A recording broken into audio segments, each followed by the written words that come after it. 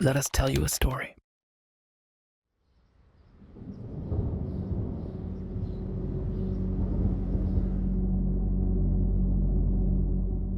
In the third year of Kiowa, when the breath of winter still clung to the waves, the eastern sea stirred with whispers no fisherman could name.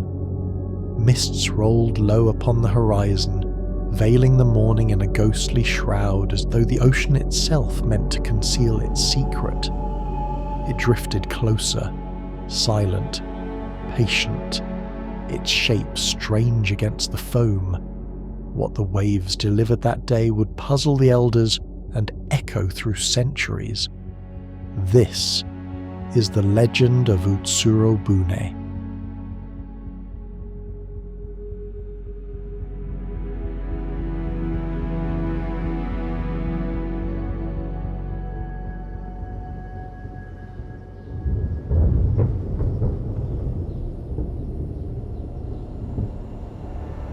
The mist clung low to the coastline of Haratonohama.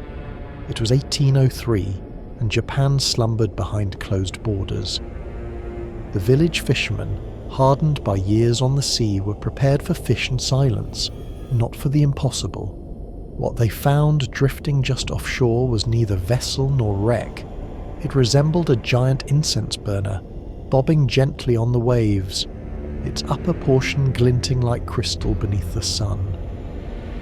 Its base dark and smooth, reinforced with plates of strange rust-resistant metal. Not wood, not iron, something else.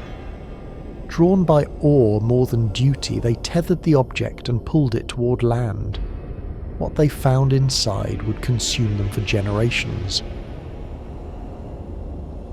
A young woman, no older than her early 20s, sat with poise that seemed unearthly. Her skin was luminous, almost translucent. Her hair was unlike any they had ever seen, a fiery copper red, tumbling over her shoulders like spun flame. Her garments shimmered with fine threads and were stitched with unfamiliar curling characters, neither Chinese nor any known script. Around her waist, a sash of rich blue silk bore a pattern resembling stars or constellations, and in her lap, a box, not large but weighty, reinforced with the same metal as the hull, its edges worn but polished by her touch. She held it as though it were the heart of her soul, and when villagers gestured toward it or tried to touch it, she tightened her grip. Once someone tried to pry it from her hands. She let out a scream, high-pitched, warbling, not like a human voice but like glass under strain. They never tried again. They called the ship Utsuro-Bune, the hollow ship, and hollow it was, but not empty. The inside was lined with materials they could not name, cushions filled with soft down, symbols etched into the walls in lines that curved and curled like vines. The ceiling had faint luminescence, glowing softly even after sunset. 3 historical texts, Toen Shosetsu, Ume no Chiri, and Hyuryukishu, recorded the event with slight variations, yet each preserved key details. The round vessel, the strange woman, the sealed box, the unknown language. And the drawings, they survive.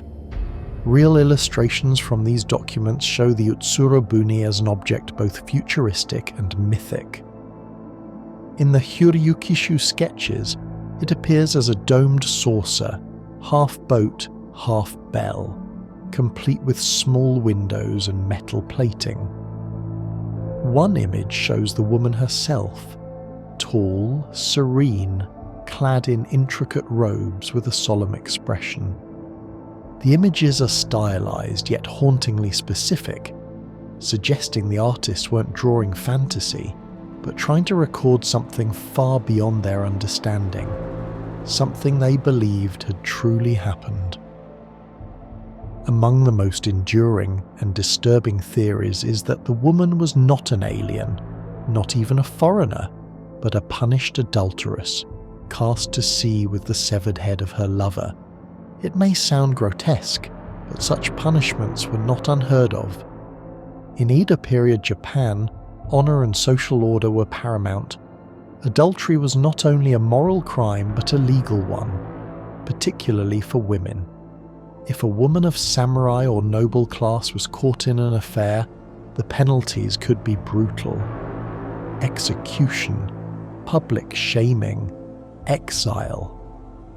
But the most poetic and chilling punishment was this. A woman caught in infidelity might be placed in a sealed boat with the head of her dead lover, executed by her husband or her lord. The head, preserved in oils or simply wrapped in silks, would serve as both evidence and eternal reminder.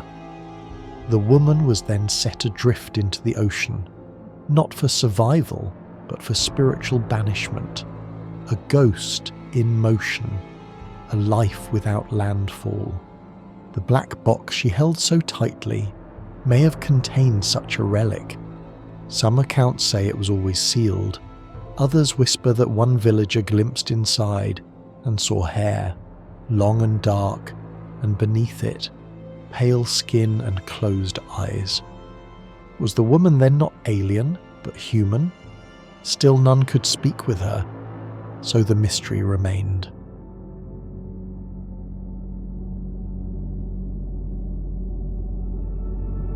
From high above, Japan rests beneath the pale glow of a waning moon. The islands lie quiet, stitched together by the restless sea. Among these shores, centuries ago, a strange vessel drifted silently to land, the hollow ship that brought a woman no one could fully understand. The village seems abandoned, its streets empty, yet the village is not lifeless. Memory lingers here, heavy and watchful, as if the past itself breathes between the walls.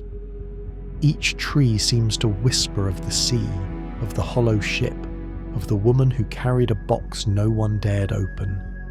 Footsteps echo where none exist, and mist coils along the ground, searching for the secrets that came from the water.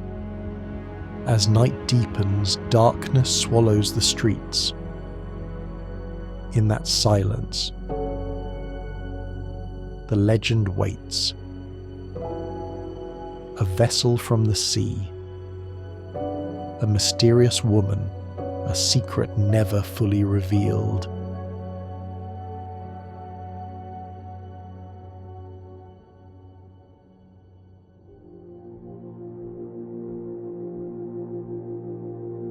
Fear eventually overwhelmed wonder.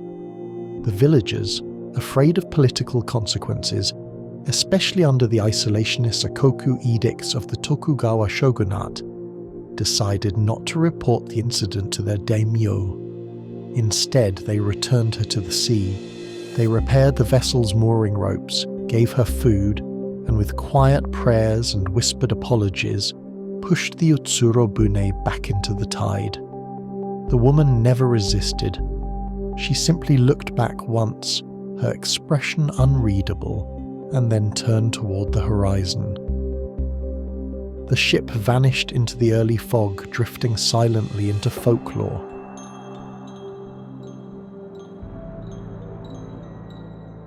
Today, scholars and skeptics continue to debate the tale. Some believe it was merely a heavily embroidered story, a blend of shipwrecked foreigner, Japanese punishment myth, and cultural anxiety about outsiders. Others see in it the hallmarks of early science fiction. Indeed, the details are eerily familiar. A metallic, sealed vessel, glowing interior, incomprehensible language, and a being with unusual features, clutching a device she protects at all costs. To some modern theorists, Utsuro-Bune is not a fairy tale.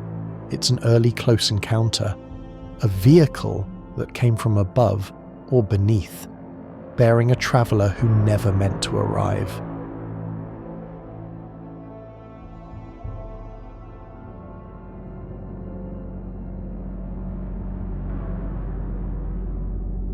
In every culture, the sea brings stories, rusalka in Slavic rivers, selkies in Celtic foam. Even in Japan, the hanyo, half-fish maidens, emerge from the deep to teach, to seduce, or to curse.